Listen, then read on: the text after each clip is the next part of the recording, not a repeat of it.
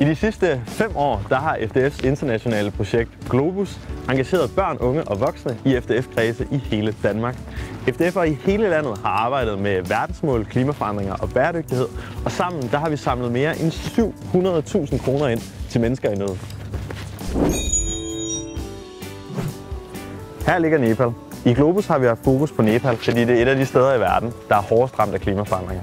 Når temperaturen stiger og sneen smelter i Himalaya-bjergene, så skaber det jordskred og oversvømmelser, som rammer der, hvor nepaleserne bor. Og det kan ødelægge både høst og hus for familierne.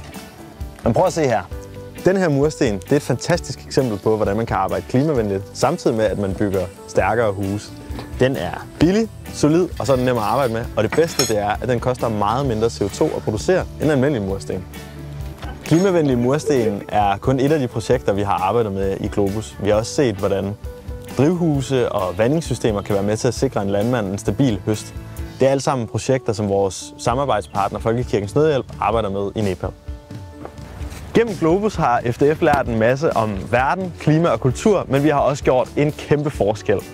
Børn, unge og voksne har på sogneindsamlinger været ude og samle ind med sådan en her, og sammen med indsamlinger i kredsene og på landslejre, så har vi faktisk samlet mere end 700.000 kroner ind.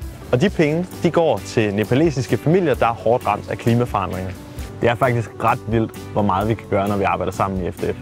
Tanker på grøn energi. Tak til Folkekirkens Nødhjælp for det gode samarbejde, og tusind tak til alle jer fra puslinge til bestyrelsesmedlemmer for jeres arbejde og jeres engagement i de sidste 5 år. Globus har nu nået sin endestation, men alle de gode initiativer, som I har startet ude i kredsene, de lever videre. Grib!